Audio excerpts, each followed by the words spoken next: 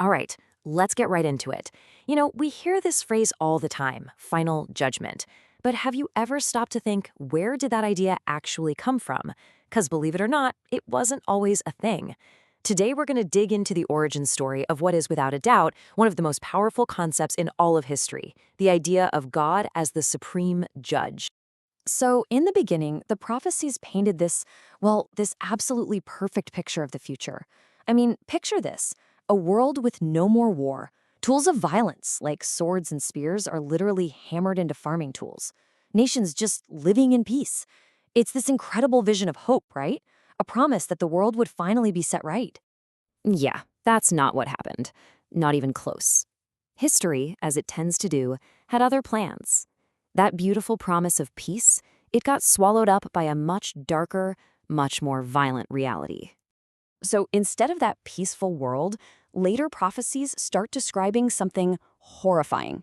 We're talking about these epic, end-of-the-world type battles. Foreign armies swarming Jerusalem, plundering the city, doing unspeakable things.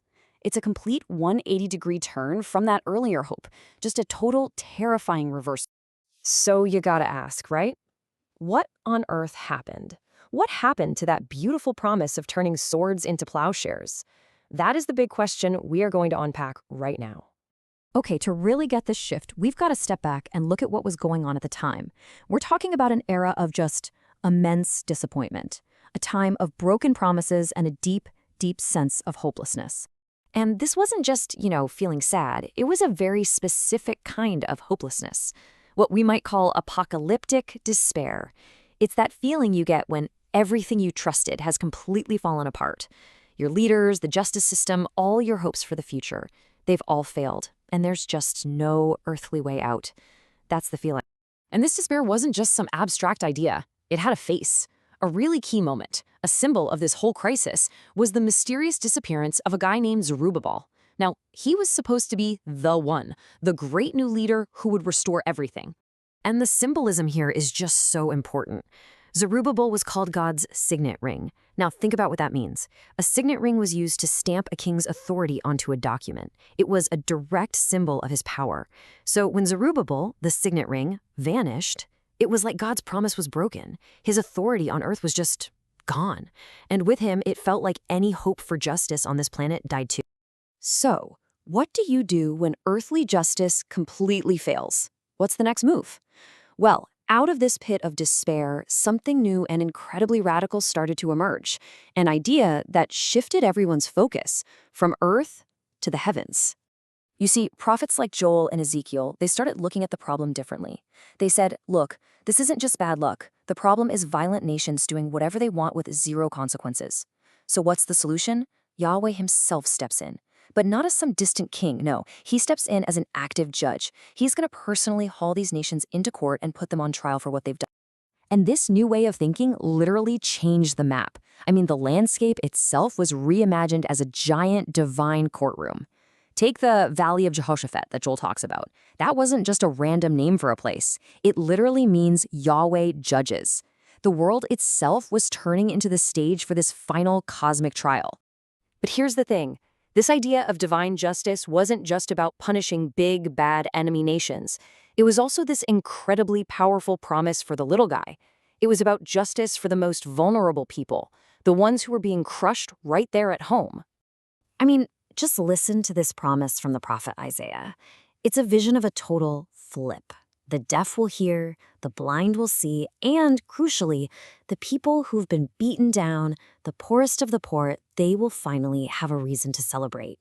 It was this amazing promise that, hey, your suffering, it hasn't gone unnoticed. And this wasn't some vague pie-in-the-sky promise either. No, it targeted the very specific everyday injustices that people were dealing with.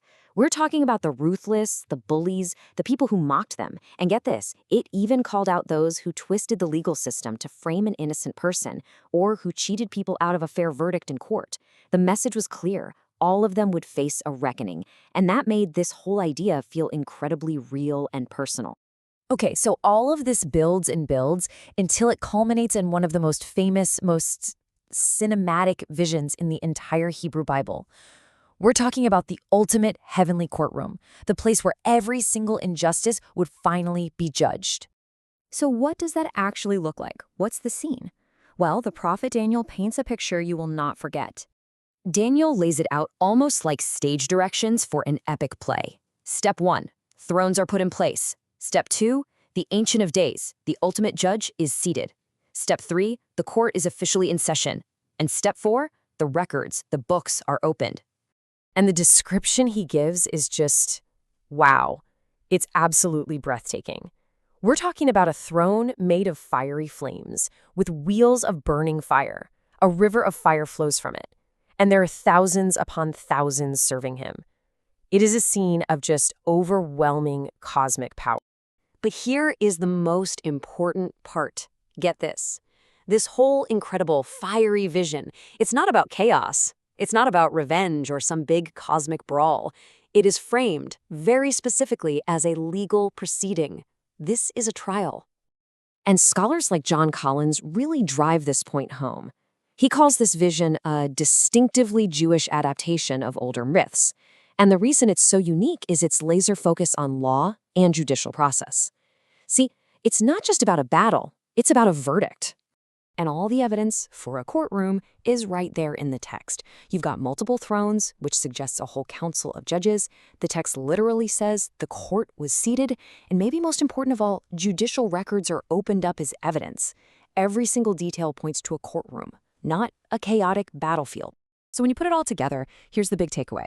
This whole idea of a final judgment, which was born out of this age of total despair, it wasn't really about fear.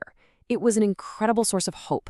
It was the ultimate promise that injustice, no matter how powerful you are, no matter how well you hide it, is seen. It's being recorded, and one day it will be answered. And that really leaves us with a timeless question, doesn't it? One that echoes all the way from their world into ours. When the systems we build fail, when earthly justice isn't there, where do we find hope? For these ancient people, the answer was a heavenly courtroom. And that powerful idea is one that has been shaping our world ever since.